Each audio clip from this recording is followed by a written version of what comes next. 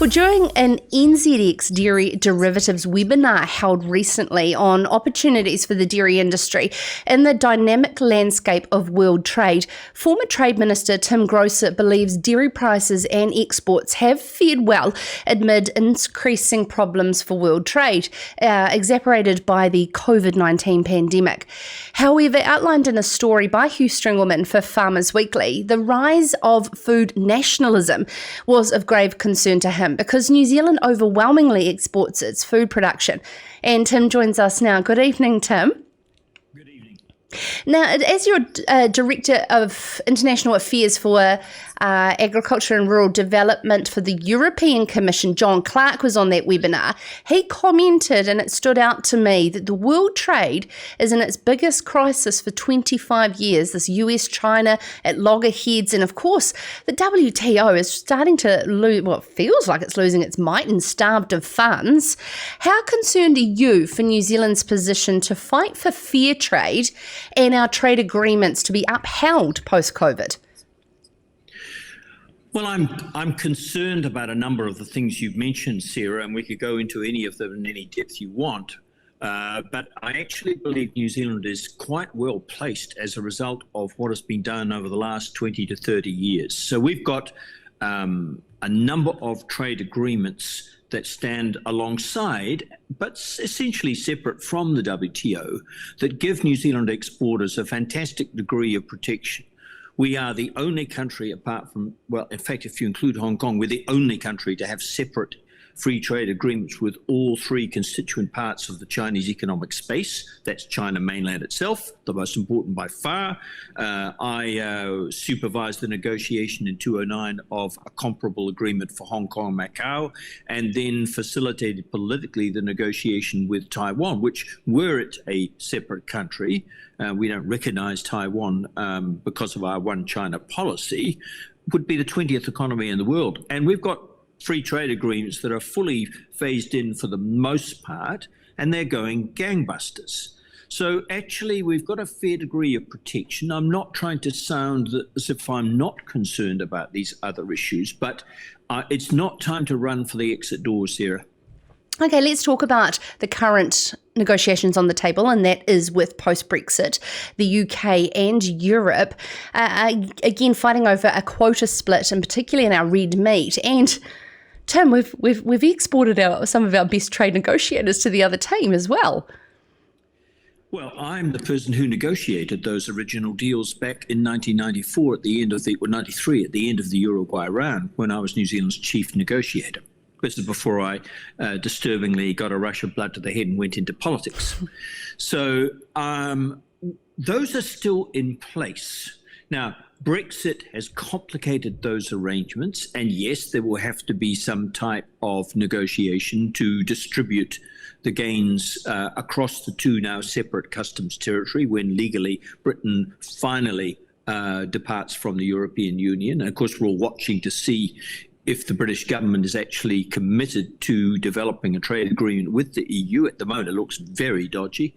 So yes, there are problems in it, but we have negotiators who are fully engaged on the matter, who know what they're doing, and they have a baseline, the Uruguay round commitments, which, you know, I negotiated at the time.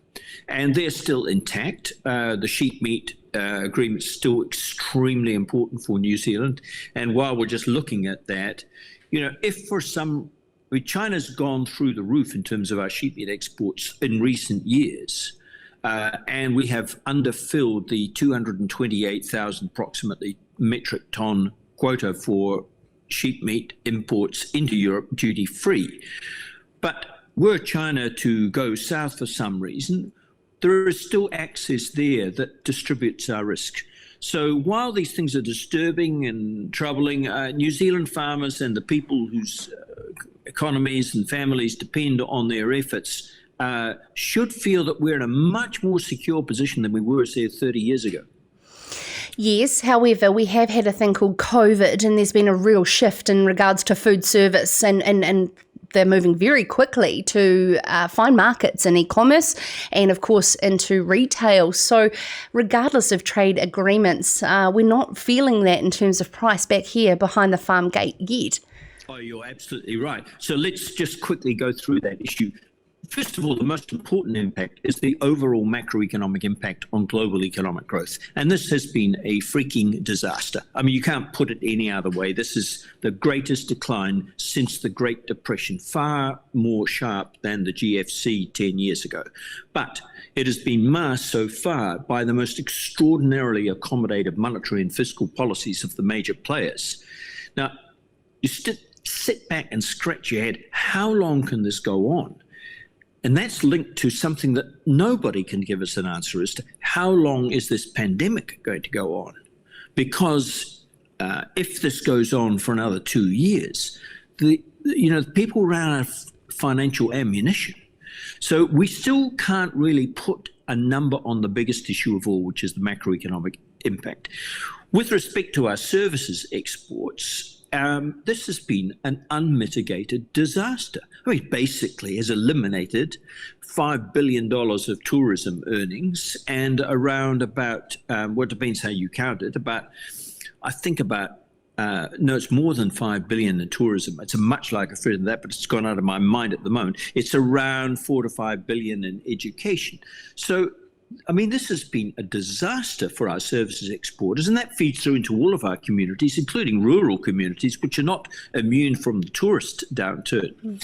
But with agriculture's held up pretty well, as we were having that discussion you referred to earlier. Basically, food prices have gone a little bit positive, as supplies have become constrained. So the really negative stuff is not so much on our agriculture exports, which are around about 2/3 of our exports of goods. Okay, so I want to talk about this term gastro-nationalism, because it's all well and good relying on the primary sector, but if our markets that we sell to become very insular in terms of their food security and, of course, their patriotism to their own products, I mean, that doesn't position New Zealand well, does it? This issue of food security has been around New Zealand trade policy now for 70 years, since the war.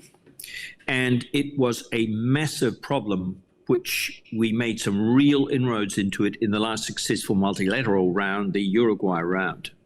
Now, it's called different names, but the fundamental phenomenon is the same. It is the wish of governments to protect their farmers from price competition and from imports. And that takes different forms. I mean, I've got no problem intrinsically with the idea of food nationalism, celebrating people's national food stuff, salt cod from Portugal, haggis in Scotland, and so on and so forth. But I would argue the bigger picture actually is the internationalization of those food cultures. So you can walk down Auckland or Wellington main streets and you'll see office workers in their droves going into sushi bars. Simply didn't happen 30 years ago.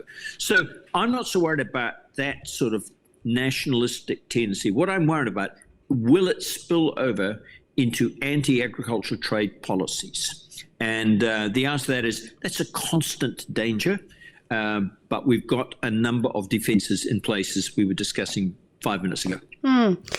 Okay, so obviously in terms of self-sufficiency of a lot of countries, they don't have the ability to be and will continue to rely on New Zealand. However, you've just raised a very valid point there, Tim, and that New Zealand hasn't defined its own cuisine to be able to internationalise it and ensure that we can protect that brand New Zealand. Well, if we did, the Aussies would steal it. To look at the pavlova.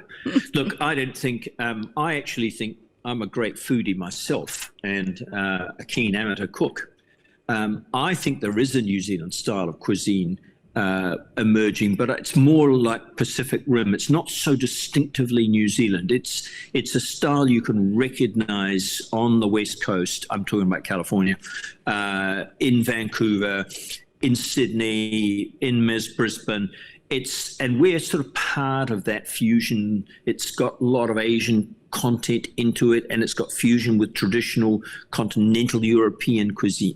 I don't think we need to develop a distinctively Kiwi cuisine. Personally, I think we'll just use our wonderful ingredients and let our brilliant, innovative chefs adjust to those trends, as they have done so remarkably over the last 5 or 10 years. Look, Sarah, I've spent most of my life outside New Zealand, representing New Zealand. And I remember, this is a pretty common story, But 40 years ago, New Zealand food was just CRAP, frankly. Nowadays, I think you could walk into some of our modern restaurants and think they're among the best in the world for this. I'm not talking about so much the fine dining, high-end, formal silver service stuff. I'm talking about the younger people with their more informal, casual restaurants. I think New Zealand's as good as anyone. Mm-hmm. Absolutely. I've got a couple more things I want to cover off with you. It's a privilege to have you on. Thank you so much, Tim. And particularly is around how trade doesn't seem to be a big topic going into this election, yet is a huge part of our economic recovery. Former National Party Trade Minister yourself, where do you think the parties lie in their differences on that focus on trade? Well, I'm absolutely delighted that there are no important differences on trade policy, because New Zealand actually needs a coherent policy that survives the swing of the electoral cycle. And one of the great strengths behind New Zealand, given that we are a small country with limited political power, obviously, has been that both the two major parties that have run New Zealand over the last 70 or so years have fundamentally, since 1978, 79, when we started to liberalise first with Australia only, bought onto the same underlying principles. Look, it's got wobbly at times. I was uncomfortable when the Labour Party, then in opposition, mapped out an anti-TPP position for reasons that we could talk about, but it's largely historical. When they came into power, to their credit, they spun on a dime and then repositioned themselves in a pro-trade position, which they historically had been.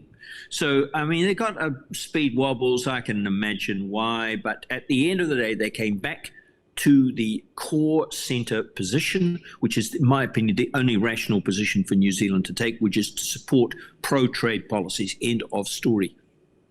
And lastly, how do you feel about the likes of Air New Zealand having to claw back its losses from the lack of international travel by hiking up freight costs to our high-value exporters? Well, let the markets work that through. Do I like it? No, but I like even less the idea of Air New Zealand collapsing. So, I mean, if we had, there are precious few airlines which under pressure would service New Zealand. So I'd urge people to, just reflect on what the bigger picture here is. Air New Zealand is a vital part of our infrastructure that keeps us connected for physical goods. And we have got a bigger interest in making sure that Air New Zealand doesn't go bankrupt and completely belly up. So I think there is another side to the story. Thank you so much for taking the time to join us. Tim Groser, former Trade Minister and, of course, trade expert over many, many decades. Wonderful to have him on the show to discuss the article about food nationalism, a threat from this pandemic globally. This is Sarah's Country.